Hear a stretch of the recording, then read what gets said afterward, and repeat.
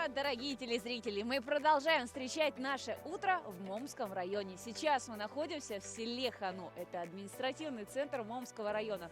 Кстати, образован он был 20 мая 1931 года. Он один из самых отдаленных и труднодоступных северных районов нашей республики. Район занимает обширную территорию на крайнем северо-востоке республики Саха-Якутия. Он граничит с Аймиконским, Абыйским, Верхнеколымским, Усьянским и Верхоянским районами.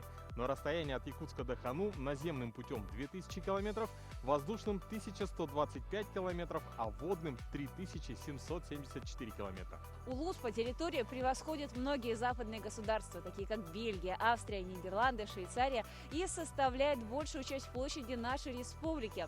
Друзья, а прямо сейчас мы находимся в уникальном месте. Это Югора, которая находится от подножья моря на высоте 600 метров.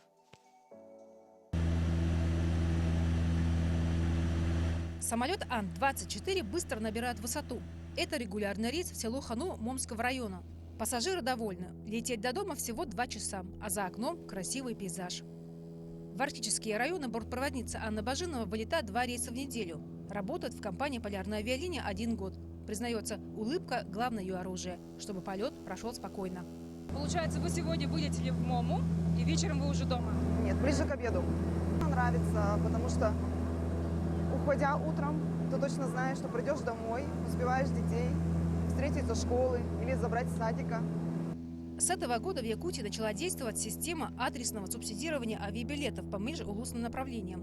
Она рассчитана на весь год и коснулась якутян, проживающих и имеющих постоянную прописку в северных и арктических улусах. Светлана Афанасьевна – жительница Момского района. Летает в Якутск в год 3 раза. Уже, как и многие другие жители Якутской Арктики, оценила экономию благодаря господдержке. Ведь стоимость билетов снизилась в несколько раз. Субсидированные билеты появились, это, конечно, очень хорошо, потому что мы уже чувствуем, что вот живем в арктическом районе, что нас заметили. И вот именно это эффективно, очень эффективно, потому что это экономно. Полярная авиалиния – единственный перевозчик, выполняющий регулярные рейсы по 21 направлению. По программе субсидирования полярная авиалиния обслуживает 11 арктических и северных районов. Момский район – один из рейсов, который выполняет опытный пилот Вячеслав Гавриль. На его счету более 6000 часов налета. Рейсы в северный арктический регион – один из самых сложных.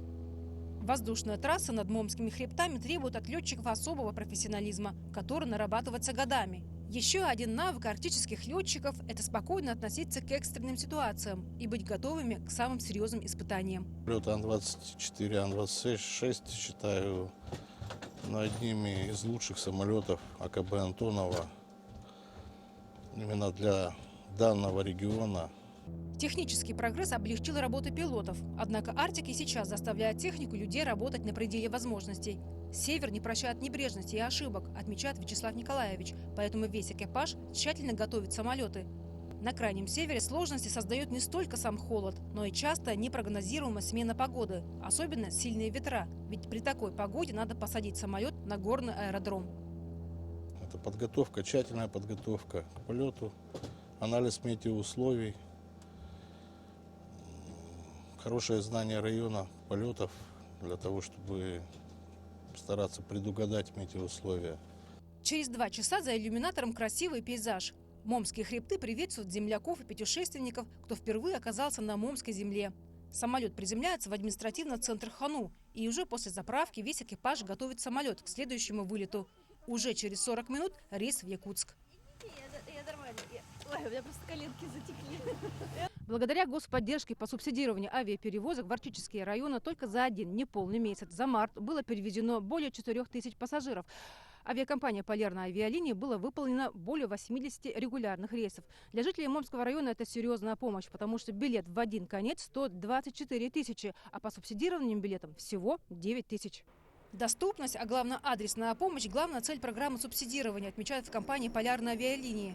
Данная субсидия именно для тех жителей, которые проживают в Якутской Арктике. Данная программа была принята в начале этого года. Было предусмотрено финансирование около 600 миллионов на 2023 год. И данная программа позволила увеличить количество субсидируемых мест в салоне самолета. В данном случае до 9-10 пассажиров, летящих в самолете, это пассажиры, которые летят по субсидированным тарифам.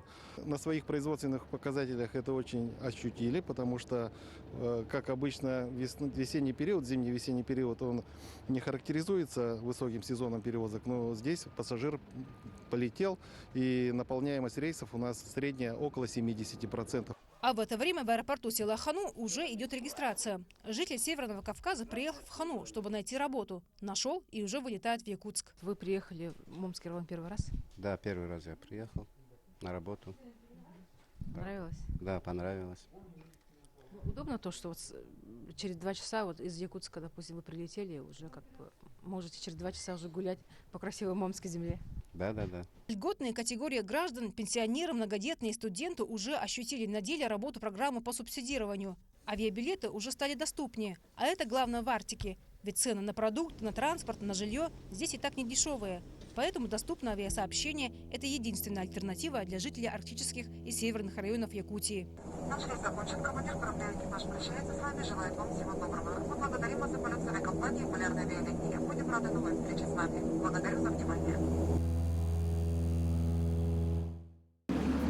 Недалеко от села Хану располагается известная по рассказам путешественников и геологов река Индигирка, которая представляет собой особый интерес у всех, кто увлекается туризмом, особенно экстремальным туризмом. Те, кому по душе каякинг и байдарочный спорт, ну и, конечно же, рыбалка. С точки зрения экологического туризма река Индигирка представляет собой идеальное место. Одна из крупнейших рек бассейна Восточно-Сибирского моря, которая пересекает Момский район с юга на север и делит его почти пополам. Она имеет 2 истока – Астах и Тарын-Юряк. В бассейне реки Индигирка свыше 125 тысяч водопадов, 80 тысяч озер, свыше 300 наледей.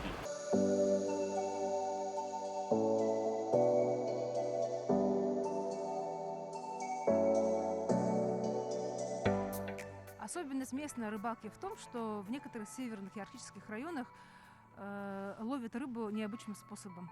Они на снег бросают вот оленью шкуру, ложатся на живот и вот в таком вот интересном положении, можно сказать, вот несколько часов рыбачат. Я хочу вас познакомить с удивительной женщиной, Зинаида Николаевна, которая вот очень любит рыбалку. Зинаида Николаевна, доброе утро. Доброе утро. Ну как сегодня клев? Ну, пока ничего нет. Надеюсь, будет. Ага. Зинаида Николаевна, я думаю, что вас это не расстраивает, потому что вы очень опытный рыбак со стажем. Любите рыбачить уже с малых лет. Для вас Индигирка – это ваша стихия. Но почему-то вы предпочитаете рыбачить зимой. Вот скажите, пожалуйста, почему? Именно в снегу, лежа на животе и в холод. Ну, во-первых, делаешь лунку и смотришь, откуда приплывет рыбка. Там еще смотришь, какую именно рыбку выбрать, большую, маленькую. Это все-таки это азарт, какой-то спортивный интерес, или все-таки отдушина, отдых на природе. Вот как вы совмещаете свою, ну, такую, можно сказать, тоже напряженную работу, да? Вы же работали в управлении культуры, да. и на дом на вас, и хозяйство на вас. И все-таки как вы успеваете прийти на рыбалку? Кстати, вы ходите пешком несколько километров.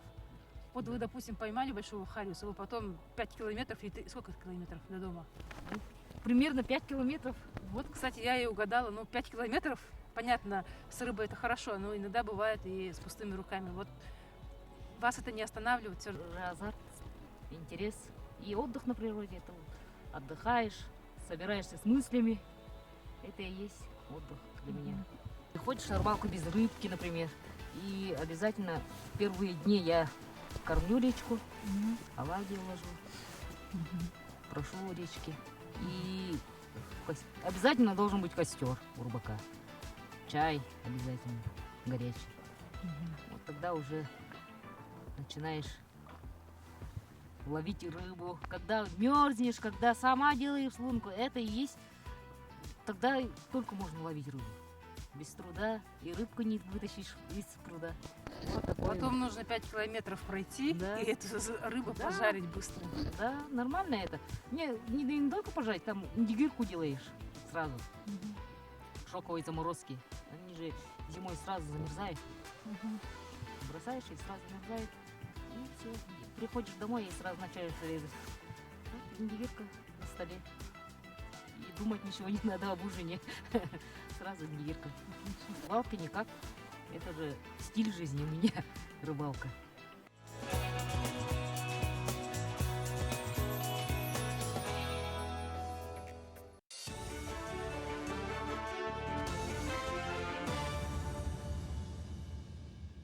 В эфире новости. Доброе утро. Позитивная динамика. По данным Минздрава, за последние 10 лет существенно улучшился показатель раннего выявления онкологических заболеваний. В год это в среднем 2500 случаев злокачественных новообразований. С помощью национального проекта «Здоровье» идет плановая работа в этом направлении. С опережением графика проходит строительство нового республиканского онкологического центра со стационаром на 180 коек. В здании проведено тепло, а в помещении полным ходом идут отделочные работы.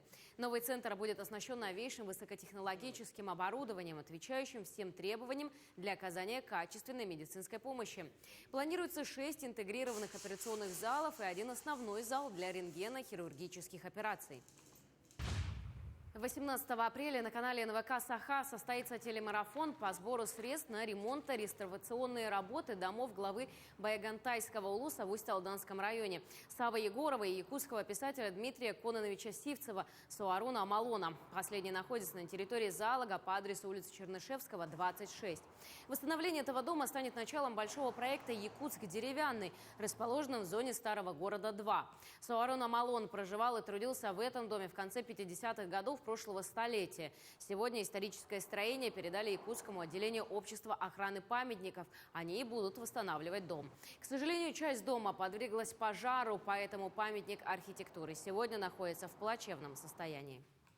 На данный момент здесь у нас 37 объектов. И вот мы, да, вот как общество охраны памятников истории и культуры и департамент охраны памятников, вот наша республиканская, мы, конечно, пытаемся не только сохранять, но еще и те, вот, которые объекты утрачены, их, говорим утраченные, их восстанавливаем. Мы своими силами, то есть с наших, да, участников, членов нашего общества, будем этот дом восстанавливать. И надеемся, что работы у нас пройдут с привлечением абсолютно всех волонтеров, которые нам будут помогать. Поэтому, я думаю, в течение года мы попытаемся этот дом воссоздать, восстановить.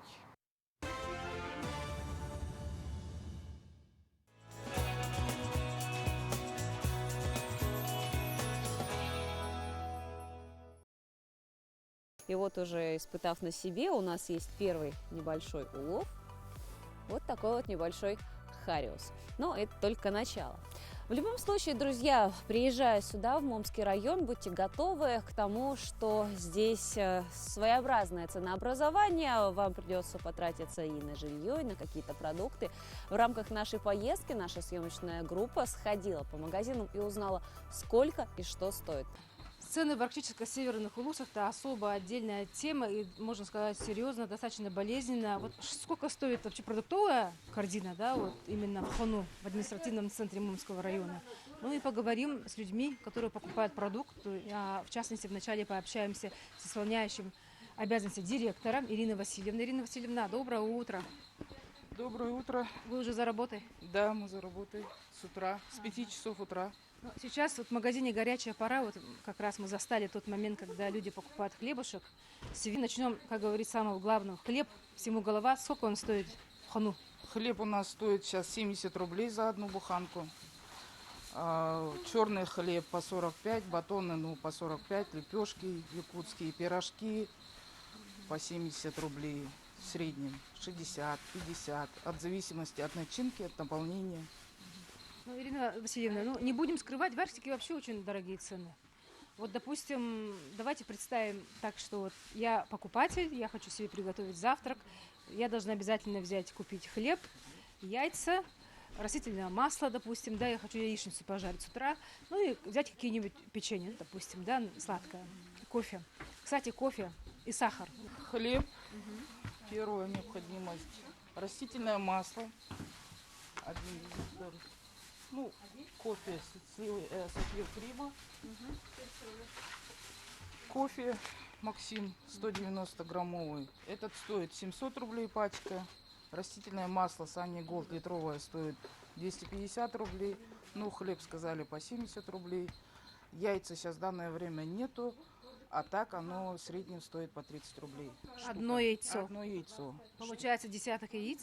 Десяток яиц 300 рублей. Так, это вот давайте посчитаем, сколько вот в итоге мой завтрак во сколько обойдется. Вот просто обычно самый минимальный завтрак, кстати, вот хлеб свежий, горячий, прямо вот с пылу жару, вот очень вкусно пахнет.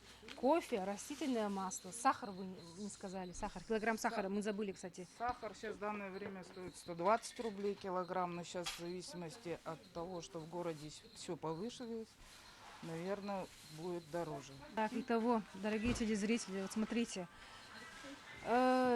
Ирина Васильевна вот как раз все посчитала, вот так обойдется, вот такой завтрак в Хону, да, обойдется вот в эту сумму, 1440 рублей, но это очень дорого, это не считаю, что это просто завтрак, это просто минимальный набор. Да. Вообще, как тут люди выживают? Вот первый вопрос. Все-таки и с какими трудностями сталкиваетесь вы, предприниматели? Мы, предприниматели, сталкиваемся с очень большими проблемами, так как у нас завоз только зимником. Автозимник – это у нас короткий январь, в течение январь-март и начало апреля. Это получается всего 3,5 месяца. Летом мы привозим все самолетом. Самолет перевозка 1 килограмм – это 220 рублей. Сейчас еще, наверное, увеличится. И вот считайте. На социально значимые продукты мы не имеем права увеличивать. Сейчас мы увеличиваем всего 70%. Перевозка 1 килограмм начинается от 40 рублей до 80 рублей. Считайте, одна машина – это уже 450 тысяч рублей. Только перевозка, не считая сырья. Понятно, что я вот видела в самолетах, все везут яйца. Но вот есть еще что-то, что везут из города. Допустим, то, что вы не можете привезти. Ну, наверное, скоропортящие, да, может быть, продукты. Да, если зимником мы будем привозить, ну, фрукты, овощи возьмем, целую неделю едет машина. Ну, в зависимости, вы понимаете, сколько там останется чего, свежего, хорошего. Почти половина, бывает такое, на списание уходит. И, соответственно, фрукты, овощи, мандарины в среднем возьмем по 450 рублей, огурцы, помидоры по 500, по 550 рублей. Не каждый тоже может позволить себе. Еще раз напоминаю нашим телезрителям, что вот я купила хлеб, растительное масло, кофе, который стоит 700 рублей, вот такая пачка. А если обед посчитаем, то там... Сахар, да, и все, у меня минимально получилось мой завтрак в селе Хону 1440 рублей. Завтрак. Дмитрий Викторович, доброе утро. Доброе утро. Но самый главный вопрос, который бывает, возникает у путешественников, людей, которые приезжают в Арктику, а конкретно в Омский район, это с тем, что она сталкивается с тем, что очень высокие цены здесь. Почему в Арктике такие дорогие цены? В основном у нас логистика, да. В зимний период у нас цены более-менее ниже становятся. Когда у нас дорога закрывается в апреле месяце, уже автоматически цены поднимаются. Потому что невозможно, например, вот Чистайский поселок, да только можно перевезти воздушным путем. Вот из-за этого вот перевозки авиаперевозки воздушным путем, да, они очень дорогие тарифы. Поэтому, исходя из этого, у нас цены высокие. Как-то можно переломить ситуацию, потому что все-таки доступность продуктов – это одно, но если цены очень дорогие, допустим, сколько стоит там десяток яиц, говорят, вот одно яйцо стоит 20-30 рублей, это очень дорого. Да, это очень дорого, но на сегодняшний день у нас идет работа, да, чтобы сделать у нас в своем районе, как в примере Среднеколымска, да, птицеферму. Если вот свое производство будем здесь производить, у нас цены автоматически же понизятся. Но сразу весь район полностью обхват не сделаем, но надо начать, есть желающие, Поэтому мы этот вопрос в следующем году будем разрабатывать на следующий год. То есть уже какие-то вот постепенные вот шаги идут, да, к этому направлению? К этому моменту идут. Ну, из таких, самых таких, чтобы ниже были, да, как наш Ильдархан говорил, вот малая авиация, она должна вот толчок, что понижение цен. И, конечно же, здесь у нас на сегодняшний день идет работа, да, по Апторгу, да. У нас есть такое предприятие Апторг, да. Благодаря им уже конкуренция есть в основных продуктах. Исходя из этого, у нас цены более-менее ниже стали. В апреле как раз, да, вот стартовала продажа субсидированных билетов для людей, которые проживают, допустим, здесь в Хану, в Большом Чистацком наследии. Это очень важно, потому что цены на билеты они стали ниже. Вот все-таки для наследия это же очень хорошо. Да, это вообще большая динамика, да, у нас для развития, вообще для потока населения и самое главное для наших жителей. Это вообще вот, ну сами понимаете, многодетных семей очень много, да, ну по полцены 10 тысяч это вообще очень такая вещь, что у нас на сегодняшний день билетов нету на самолеты, да. То есть все раскупили? Да, уже? все раскупается, эти билеты сразу, это вот помощь для наших людей, для наших семей, это вообще очень отрадно, что услышали нас правительство Республики Саха-Якутия, да, и в этом направлении уже работа идет. Вообще вот как обстоят дела вот именно социальной инфраструктуры, да что строится в Момском районе? По федеральной программе у нас строится больница в каменном варианте, да, 1 200 000 утрированная цена, да. Мы этого ждали уже 30 лет, здание было очень плачевное. На сегодняшний день на первый этап все материалы почти завезены, техника завезена. У нас в Лухам-Чистарском населении будет строиться ФАП, Русгидро будет строить дизельная электростанция в село Хону, да. Там будет одна из самых больших солнечных панелей в Республике Саха-Якутия. В Сосыре будет тоже строиться дизельная электростанция, солнечные панели, да. Она гибридная будет, да. Летний период у нас солнцестояние будет, она будет работать на панели, резервные линии будут на работе. Работать на панели, это будет экономия тоже для дизельного топлива. И, конечно, в будущем, если она хорошо работала, будут снижены тарифы, я думаю. Дмитрий Викторович, ну не секрет, что с Арктики сейчас многие уезжают, потому что, во-первых, ну не всегда они могут найти работу, да, молодежь вроде переезжает, потом жилищные условия. Вот как-то вот администрация Момского района вот планирует что-то поменять? Может быть, есть какие-то специальные программы уже? Да, это один из таких факторов, да, что идет отток населения. Это что самое такое, что это у нас уезжает молодежь. Ну, из-за того уезжает, это первое логистика, второе это интернет, скажем, да, вот больница будет.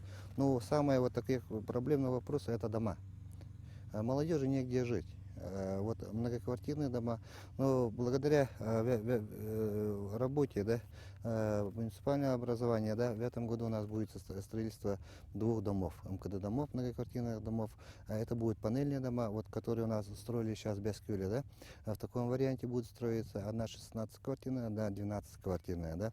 Но они в этом году себя очень хорошо показали. На сегодняшний день материал уже завозится, но вот последние дни остались, да. Опять же у нас логистика мешает, опять едем в обход, но мы должны построить эти дома. Самое главное в Арктике нужно строить дома, создавать условия для молодых специалистов. Вот один из критериев. У нас теперь больница есть, интернет будет, но жить где-то надо молодежи. Спасибо большое за интервью. Пожалуйста. Развитие фермерских хозяйств, новые рабочие места в селе, увеличение объемов сельхозпроизводства.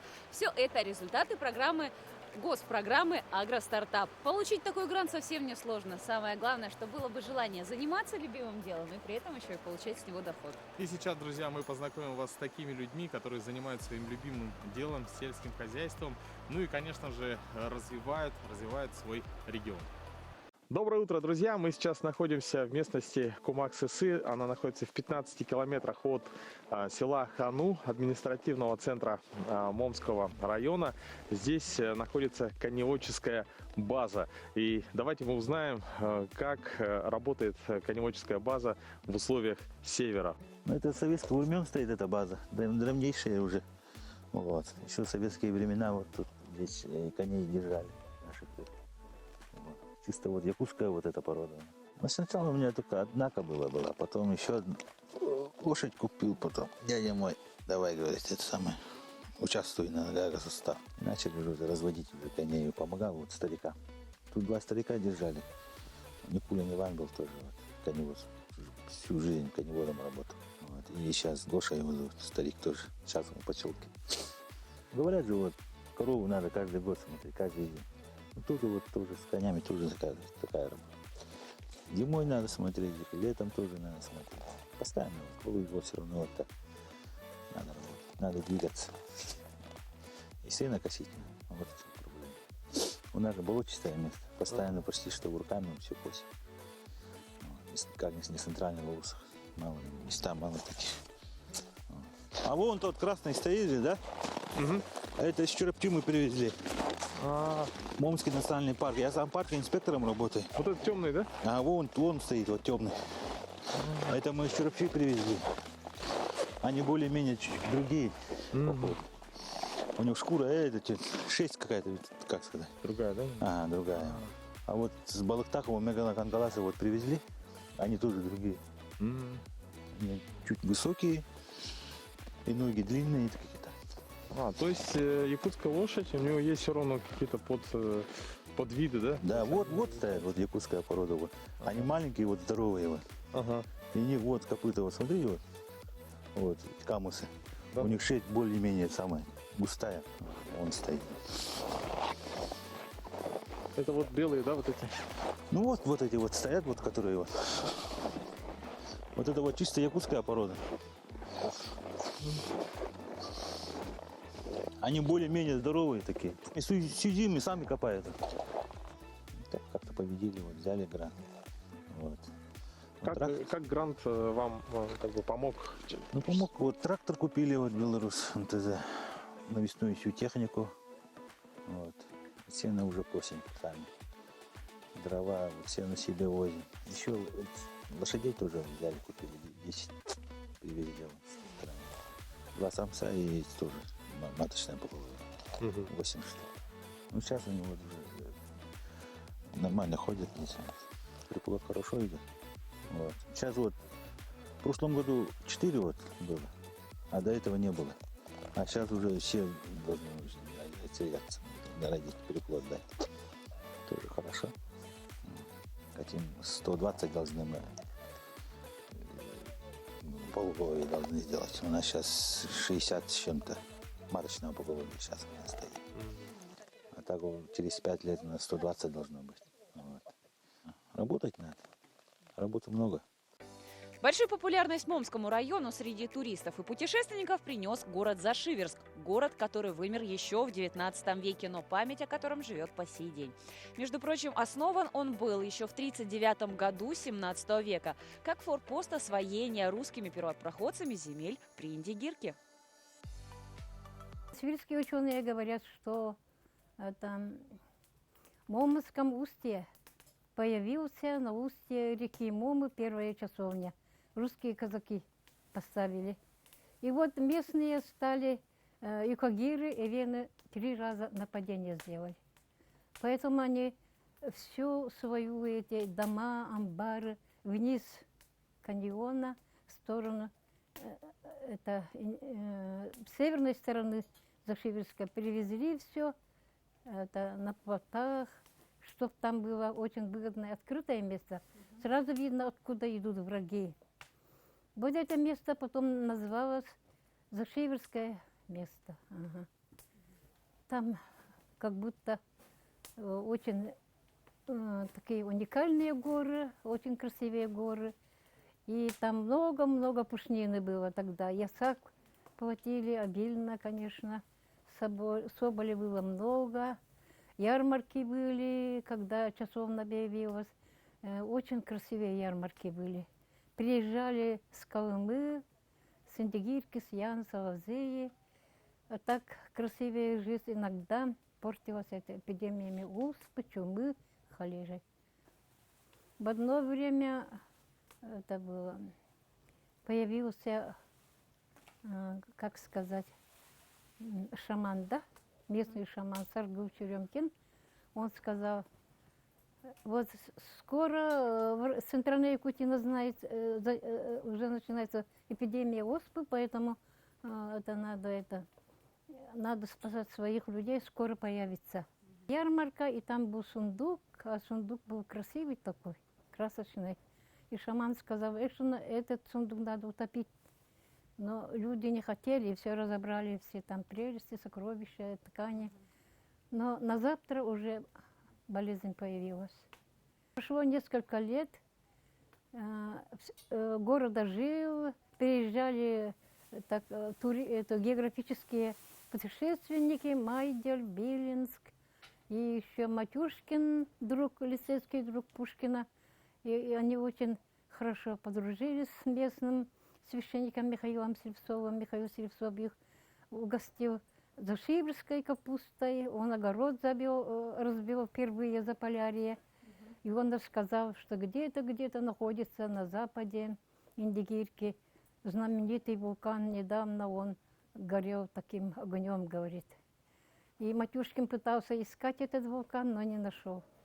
Потом прошли столетия, оказывается, этот вулкан назывался Аполлон где-то. До сих пор этот вулкан мы еще не нашли. Речка Калядин, там очень рыбное место. Вот по Калядину проходит эта наша граница. Там, когда при царском режиме, там много-много богатые рыбаки были, да? Охотились на рыбалку. И мумские колхозное время там каждый сентябрь ездили на рыбалку. Вот поэтому как будто мумская земля. Момская Николаевская церковь была построена жителями в 1851 году, а в 1853 она была освящена. Храм однопрестольный, деревянный, с колокольной. В связи с тем, что до 1910 года в церкви не было стеклянных окон, в зимнее время ставили окна изо льда. Ну а после вокруг церкви прихожане сами построили деревянную ограду. Это одна из самых старейших деревянных церквей Якутии. На ее долю выпало немало испытаний. Во времена революции православный приход был закрыт, священник расстрелян, а здание стало выполнять другие функции. Сначала стало отделением почты, затем школой и амбулаторией. В 80-е годы служила музеем села.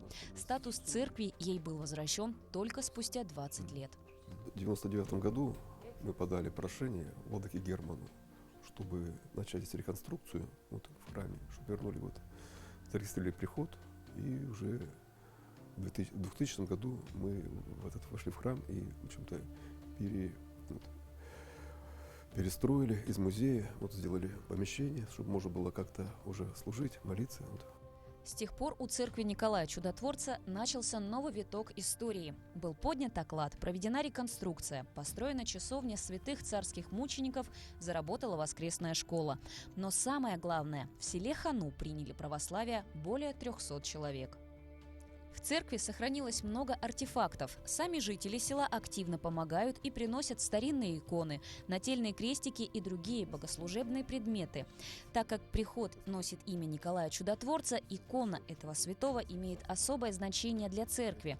Несмотря на то, что данная икона не была рукописной, а всего лишь вырезка из журнала, многие верующие и сами священнослужители отмечали ее чудодейственные свойства.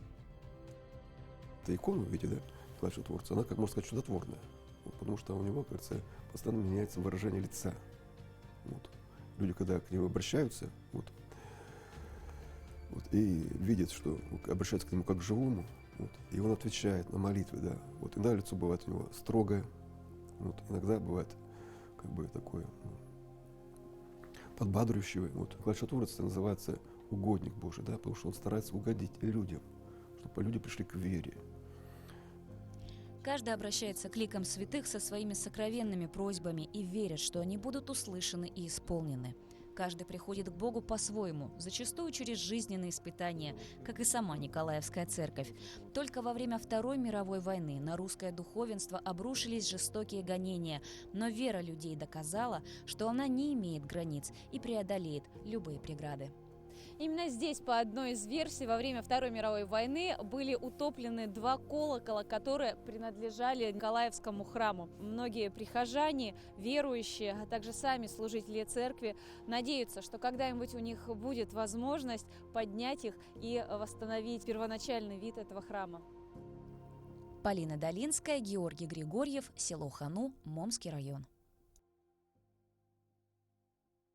Момский район в народе носит название колыбели эвенской культуры. Сегодня в районе живут и работают носители традиционной культуры эвенов. Одна из них – член Союза писателей России Евдокия Николаевна Бокова.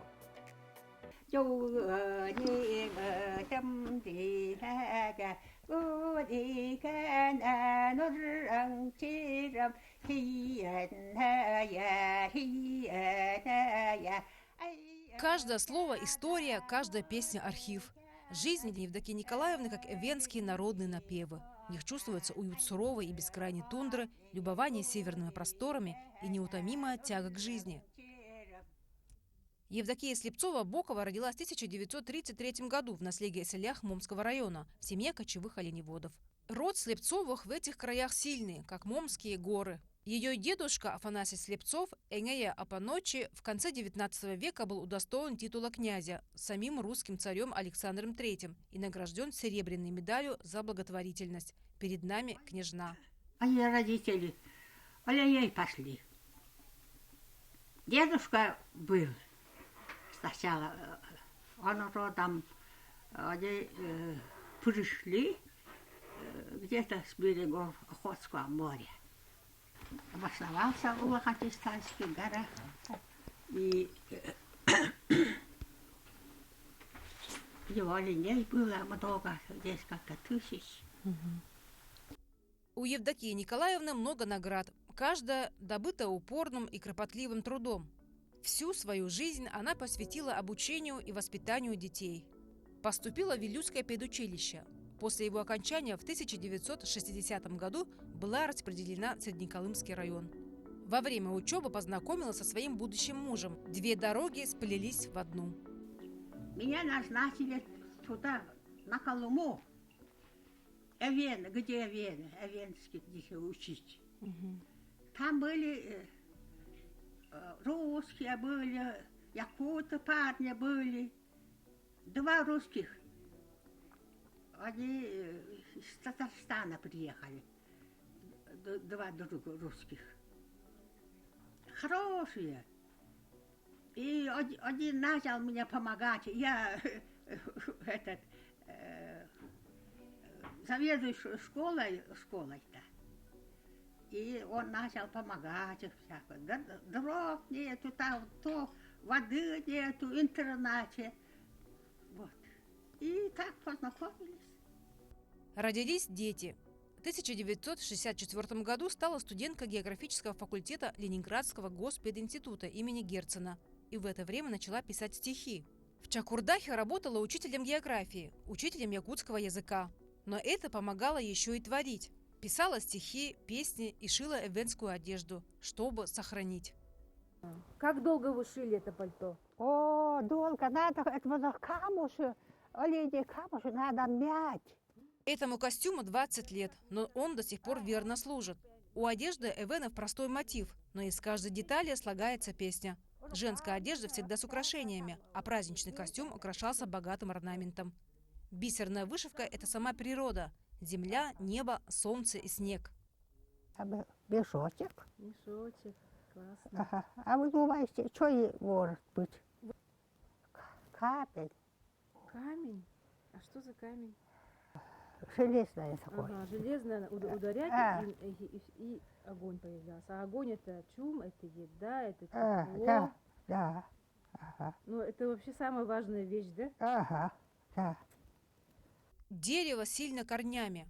Главное наследие, которое Евдокия Николаевна хочет оставить потомкам.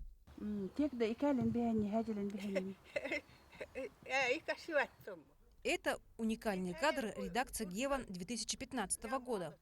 Всю жизнь Евдокия Николаевна пропагандировала родной эвенский язык. Ездила в экспедиции по арктическим улусам. Собирала по крупицам рассказы и сказки. Запоминала рассказы старейшин, их голоса и песни. Ею написано более 30 книг и учебников на русском и эвенском языках. А ее песня «Индигирка» стала гимном для всех эвенов. Песня, рожденная в сердце, поплыла по реке жизни. С тех пор и поют.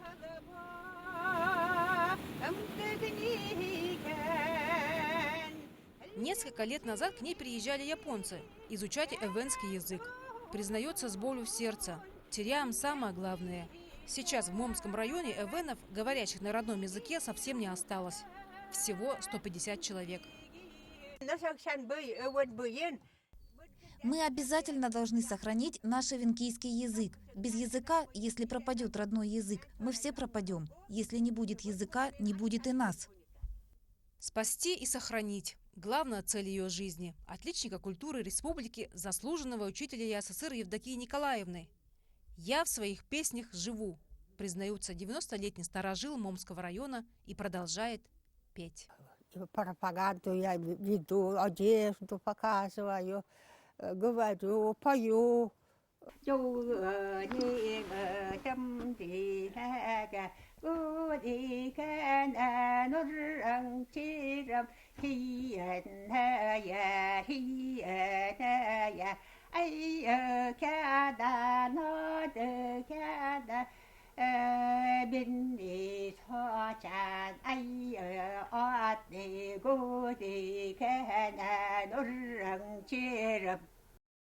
Мы живем в уникальное время, даже когда зимой можно получить к столу свежие овощи, причем экзотические. Но что же делать арктическим районам, где до них очень тяжело все это довести, а тем более, какие цветы к 8 марта, которые так ждет каждая девушка.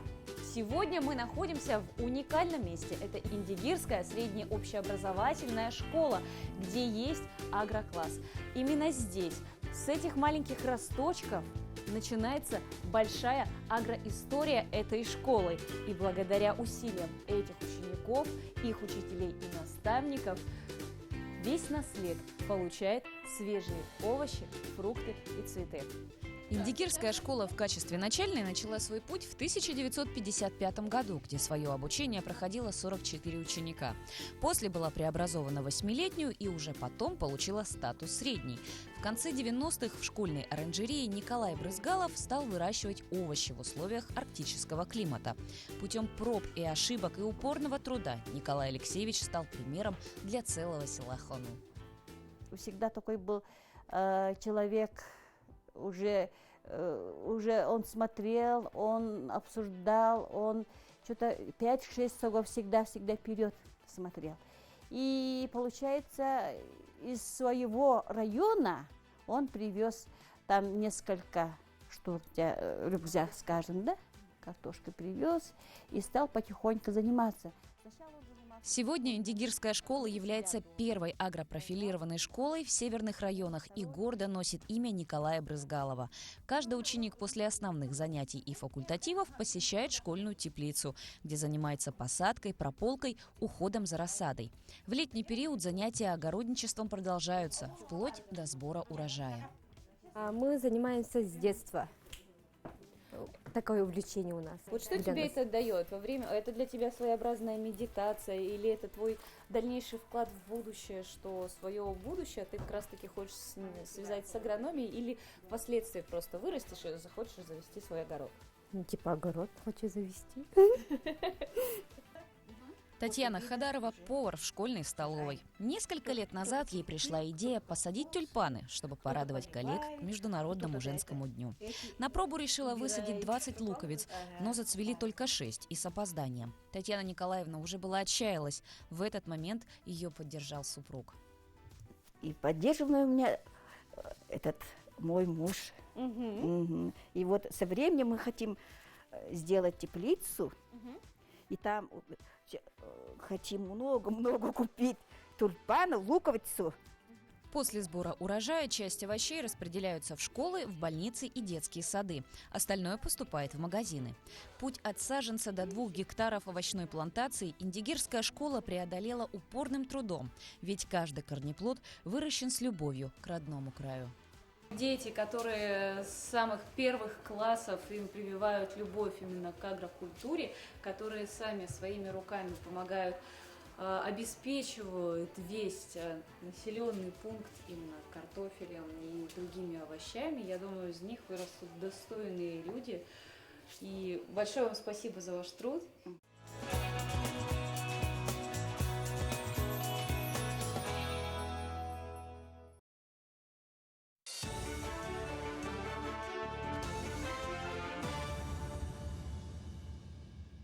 Доброе утро, вы смотрите новости. 2 самолета Б-200 будут базироваться в Якутии для тушения лесных пожаров. Амфибии прилетят в республику к 1 июня. Об этом сообщил Дмитрий Садовников, первый вице-премьер региона. Напомним, летом прошлого года 3 самолета амфибии базировались в Мирном и сбрасывали воду на термоточками в Мирнинском, Сунтарском, Нюрбинском, Верхнеколымском, Усть-Майском и Тампонском районах. Также сбросы проводили на территории национального парка Ленские столбы в Хангаласском улусе. Воздушное судно Б-200 способно в течение 20 секунд набрать 12 тонн воды из реки или озера. Такого количества достаточно, чтобы за один раз накрыть площадь порядка 300 метров. Капремонт проспекта Ленина продолжается. Реконструкция стартовала в 2019 году с применением новых технологий и современных материалов из гранита и гранитного напыления. Нововведением станет устройство кабельной канализации. Для дорожного полотна применен щебень повышенной прочности. Сейчас проходят работы по выемке земляного покрова, стабилизации грунтов основания. На участке улиц Дзержинского-Короленко сейчас проходит прослойная отсыпка.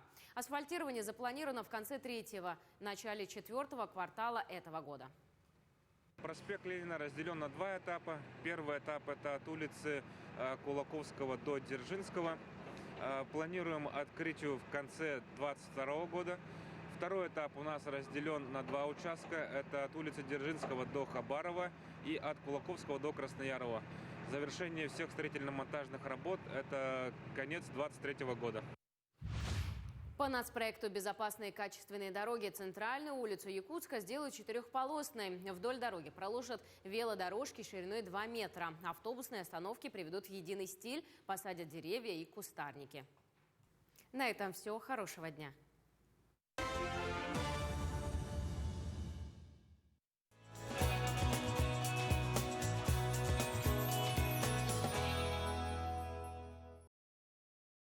Кстати, в Момском районе очень много жителей, которые поистине считаются долгожителями. Тут многие доживают до 90, а то и до 100 лет. И это неудивительно, потому что многие из них, даже находясь в почтенном возрасте, продолжают ежедневные тренировки скандинавской ходьбы и также поднимаются на эту Югору. Кстати, здесь же тренируются профессиональные спортсмены. Здесь они устраивают многоборье, потому что считается, что эта гора одна из самых сложных трасс для прохождения. Ну и еще мы узнали, что есть необычный вид спорта, который также любят в Момском районе. Предлагаю узнать и вам.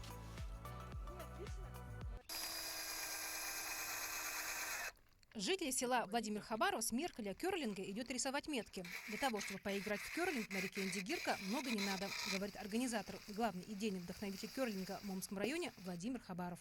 Автор проекта отмечает, все материалы из подручных средств, а главное, где есть лед, там и играют.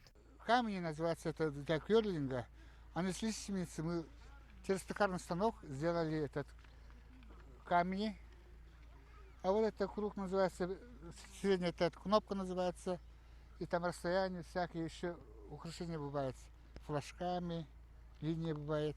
Несколько лет назад Владимир Григорьевич задумал свой авторский проект. Энтузиаст своего края, недолго думая, сделал игровые камни, расчистил лед на реке, нанес разметку и провел одну игру в местности Соболах. С тех пор все начали играть. Дом на дом, деревня на деревню.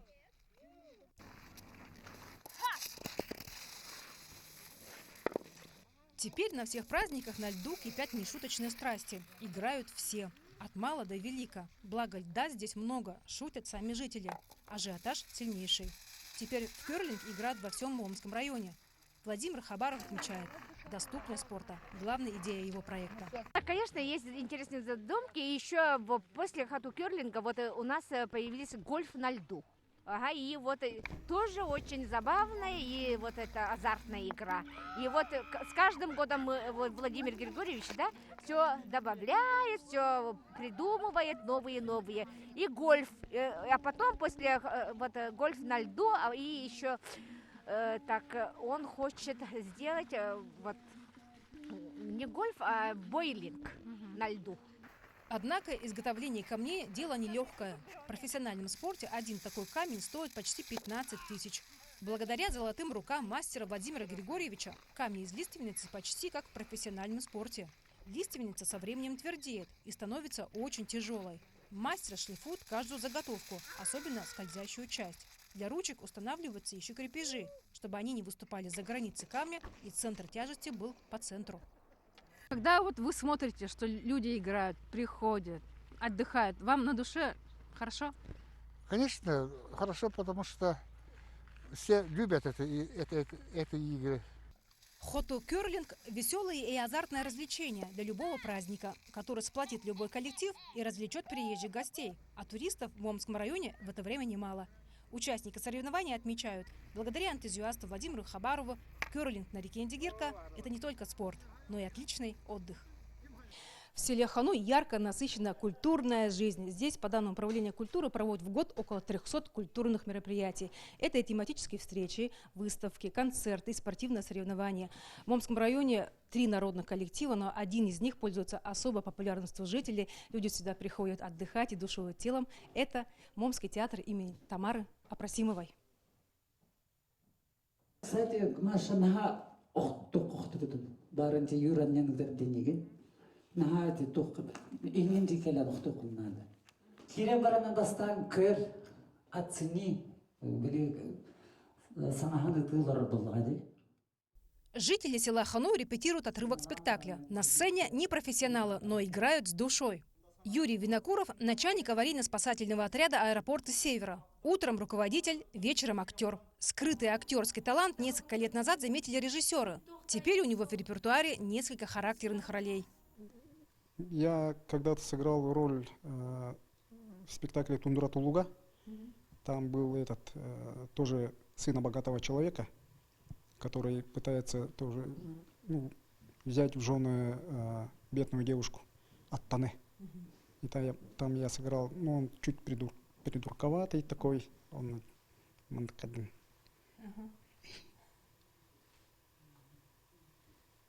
типа на нее смотрит. Он весь такой радостный, как будто он сейчас отец договорится с отцом девушки, и я типа уже все, ее возьму в жены. Среди артистов – учителя, рабочие, ЖКХ, водители, пенсионеры. Все те, кто любит театр и мечтает о сцене. Ирина – мать 4 детей, по профессии лаборант. Работа, дом, хозяйство – все успевает. Для нее театр уже 2-й дом. Театр – это как бы наш дом, хобби, любимое хобби. Алексей Варламов из актерской династии. Начинал играть в массовке, теперь у него главные роли. Сложные образы играть непрофессиональным актерам трудно, признается Алексей. Но главное – вжиться в роль. Это очень было трудно, то есть мы это исполняли в городе Якутске. Мне просто отсюда сказали, что будешь исполнять отрывок из спектакля, то есть это «Красный шаман». И даже отсюда я взял землю, камень, то есть чтобы, обычно говорят, что такие сильные роли бьет по жизни, в общем. И проходил обряды очищения до игры, после игры. Это как бы обязательный ритуал. Перевоплощаться и играть такую сильную роль было очень трудно. Шекспир, принцесса Турандот, маленький принц. Театр идет в ногу со временем и с удовольствием экспериментирует. Сначала было как-то странно, мы все время играли на якутском языке, а тут режиссер, у нас периодично меняется режиссер. Приехала Ольга Никитична Андреева, и она вот впервые, за то время, как я тут работаю, она поставила первый раз спектакль «Мастер Охтубакка Кахтелер. Деревья умирают, история». Вот, и в этом спектакле мы играли, конечно, по-якутски, но какой-то акцент был. По-якутски говорили, но с таким каким-то акцентом. Сеньор, сеньора, как-то вот так. Момский театр имени Тамары Апрасимовой имеет глубокую историю. Сначала он создавался как театральный кружок. Позже, в 1979 году, театру был присвоен статус народного. И эта награда ценнее всего. Здесь актеры разные профессии. Кто-то учитель, кто-то медсестра, есть работник аэропорты Севера, есть охранники, есть простые уборщицы. Просто они очень любят наш театр, поэтому никогда не отказываются. сразу приходят, вот репетиция, когда назначаешь, они все весело сразу, с радостью приходят в наш театр. Каждую постановку в Момском районе ждут с нетерпением. Во время спектакля полный аншлаг. Народный театр имени Тамары Апрасимовой заслужил любовь зрителей. А главное, здесь каждый нашел частичку себя. Подошла к концу наша увлекательная командировка. Каждый день был насыщенный. Мы увидели много нового, много интересного. Мы даже поиграли в керлинг на льду. Мы познакомились с уникальными людьми, которые сильные духом и любят свой родной край. Ну что, друзья, и, конечно же, хотелось бы сказать огромное спасибо всей нашей команде в количестве 5 человек. Но это еще даже не вся команда. Еще замечательные помощники, которые нам помогли непосредственно здесь, в Момском районе. И благодаря им, конечно же, нам удалось, я думаю, сделать хорошее количество, хорошие сюжеты, ну и рассказать вам об этом прекрасном крае. Но, дорогие друзья, это был Момский район, это утро Якутии. Ну и, конечно же, мы всем желаем бодрого рабочего дня. До новых встреч. Пока.